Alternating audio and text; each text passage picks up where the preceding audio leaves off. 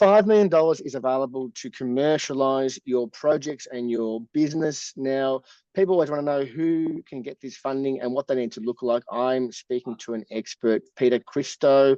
Welcome. Thank you for coming on. Tell me a little bit about yourself and what you do with the program. Hi, Ben. Thanks for having me on.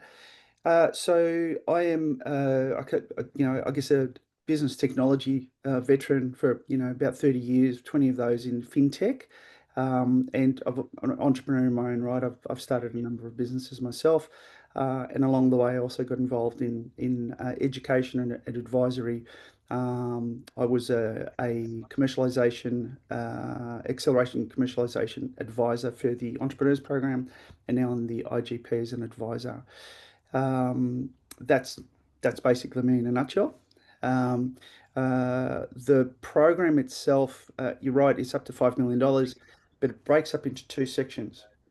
So the commercialization of novel innovations section that has some aspect of it either related to or at the core of advanced manufacturing is up to $250,000 matched funding. So a project that you would get a grant for would be $500,000 in that context. So it'd have to cost you $500,000.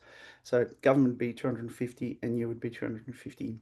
But if you're growing, if you're already supplying the market, you've validated your customers, you've got your thing going bing, you can get up to $5 million matched. So that means you've got a $10 million project. So the first stage is when they enter the program, they go through an advice stage, and that's where they get to speak to someone like yourself. Mm-hmm. So tell me, how long is that process, and what sort of advice, and what's the outputs from that program? Yeah, so you can't apply for a grant unless you work with an advisor first. So some people they kind of fall into a few different categories. Some people, particularly if you're in the early stage commercialization stage, need education, need advice. They probably need some workshops to understand what the blind spots are in terms of where they're at with their innovation and what it's going to look like going to market. And I use the old laser mousetrap thing. You've invented a laser mousetrap in your garage. It's doing basically what you want it to do, but you need to do some validation trials, and it's going to cost $10,000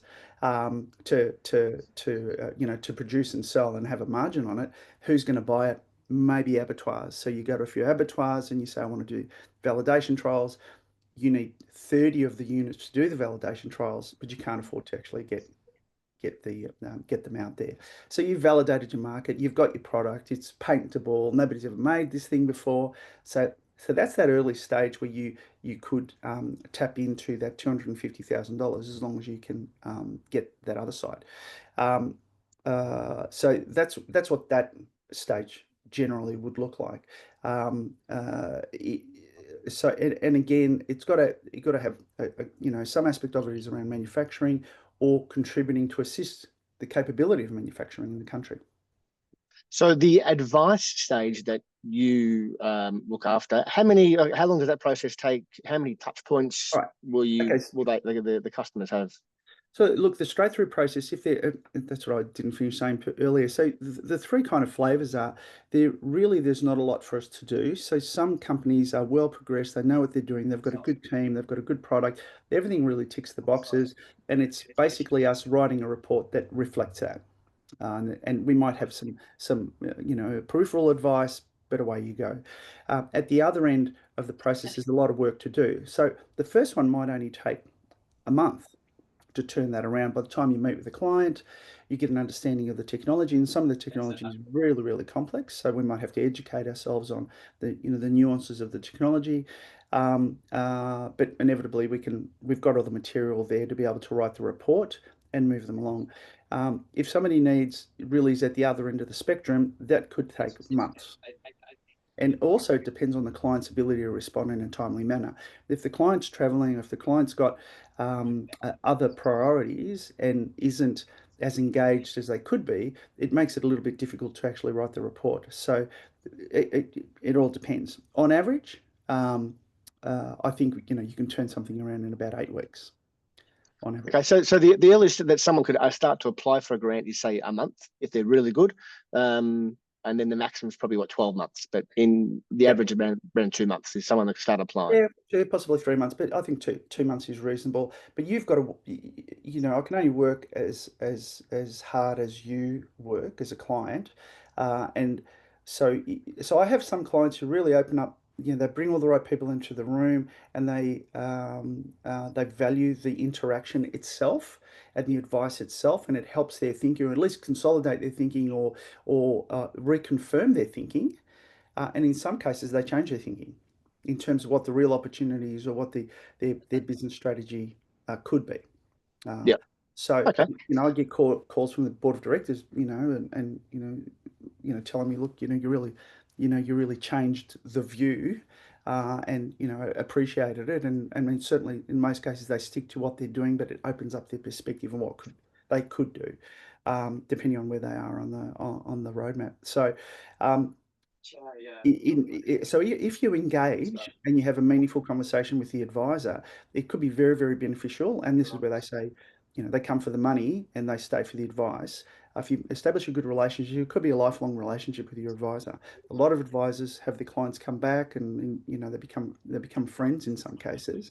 And you've got to forge some sort of a relationship with this individual to trust them with what is effectively a very, very important part of your life as a prospective grantee. Yeah. Okay. So where are these companies in their business cycle? Are they pre-revenue? Are they 1 mil, 10 mil, 100 Yep. mil? All of Where the do they above. sort of? All of the above. So some have no revenue over the previous 3 years. Some are spin-outs from other companies, and therefore they don't have revenue, but they've got companies around them that do have revenue. There's an upper limit of $20 million group revenue. So if you're above $20 million in group revenue, you wouldn't get a grant. Whether you get onto the advice side of things, I'm not sure. You might still be able to get the advice component if you wanted that. But and not all clients come to the IGP with a grant in mind.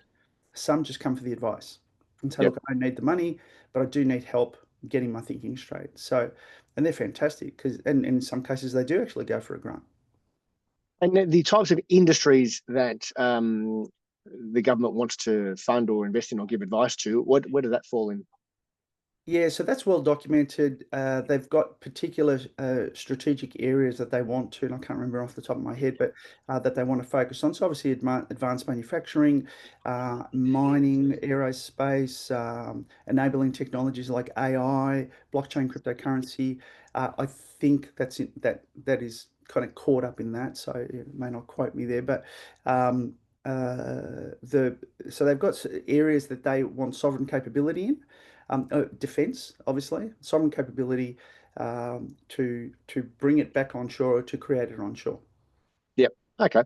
So once they've done the growth advice with you and they can apply for the program, what I would like to tell people is, what type of applicant is the ideal one that the government likes to fund, from a business size to track record and to where they're at in their R&D process?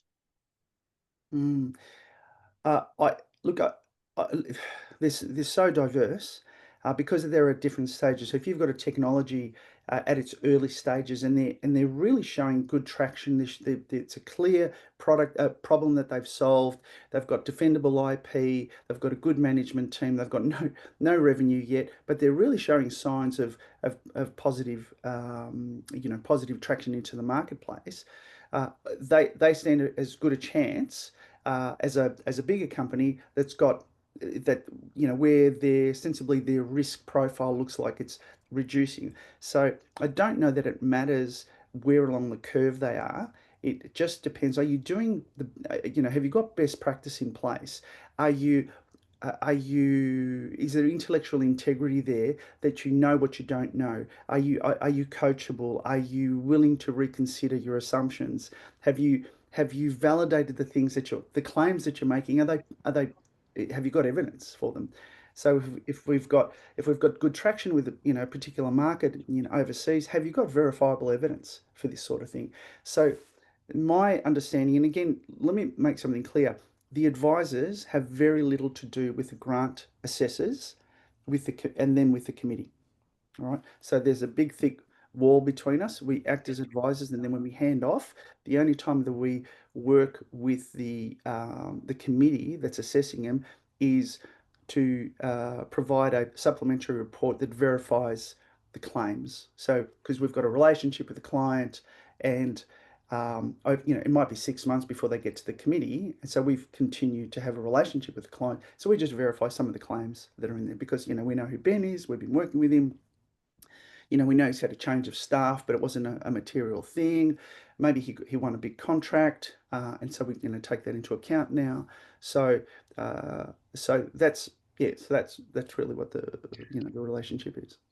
And so you want the applicant companies to have a prototype or some traction? Do they want sort of customer? Where are they with the customers? They want to say there's already orders or there's letters of intent. Where do you want them to be, do you think? Well, it depends on whether they're commercializing or whether they're growing. So if they're growing, all that should be in place. So I'll just deal with the first one first. So if you're at that early stage and you actually pass muster to get an advisor, because 80% of people that apply won't get to the advice stage and therefore can't get to the grant stage. But if you've passed that early stage, that the words that you wrote on your application line up with what the government's looking for, you'll get an advisor. So if you're at that early stage, uh, most people are not at that drawing board stage. Most of them have got a prototype. Most of them have got some sort of traction or validation within the market, and they want to go to what that next step is. So if your prototype is working and you want to validate it and turn it into a minimum viable product, then there are certain activities that we would need to look at. We would need to look at whether there is market demand, whether you are solving a problem, even though your widget is doing what it needs to do. So some of them are still in the commercialization phase, but they've moved past that validation stage. So there are well-known sort of pathways to commercializing something. So we kind of try and move them, baby step them through that phase, and mentor them through that process. And then when they need if they need money to undertake the manufacturing side of things, then there's a process to scope what that project's going to look like. And the program also has these organisations called IPOs, industry partner organisations, who specialise in advanced manufacturing or med tech or ag tech or different things, who we can then refer them onto. So because they've come onto the program, they work with an advisor, but they need special expertise in, say, ag tech or whatever it is, or agriculture. We can then refer them, and then we create that symbiotic relationship. So we're advising. They've got this specialist skill that they can bring to the table before they actually then make a representation to the grant. But once they've received the advice, our relationship goes from a push to a pull. So we provide the report, they can go off and apply for the grant, and then we have an ongoing relationship for up to 12 months. And along the way, if they do apply for a grant, then we take that into consideration in terms of how we're advising. So we act as basically an advisor that somebody else pays who's on the board. Yeah, okay. Now you have some industry niches that you are in, and if someone's in that niche, it's very good to reach out. So what industries do you specialize in? Yeah, so look, most of us are, I mean, everyone has a speciality, I'll say before I answer that. But, we have areas of passion. But, most advisors can do whatever industry you're in. That should be okay. Because we can always reach out to another advisor if there's expertise that we need. But for myself, I've got a history in financial technology and defense. They're so now AI, robotics, I specialize in blockchain and cryptocurrency type work, but particularly if that relates into manufacturing and what that looks like. Tokenisation and all that sort of stuff. So they're primarily reg tech, fintech, manufacturing, anything to do with AI, but these things are conflating, right?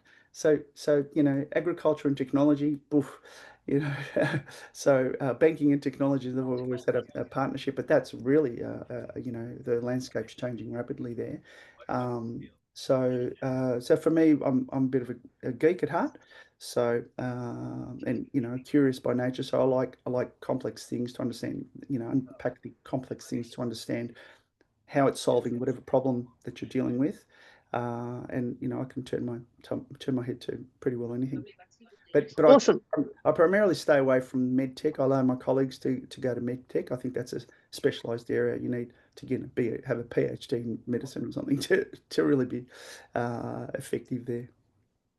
Okay, that's been good. So, Peter, thanks for your time. And if anyone wants to reach out to Peter to get some growth advice, feel free to do so. Thanks.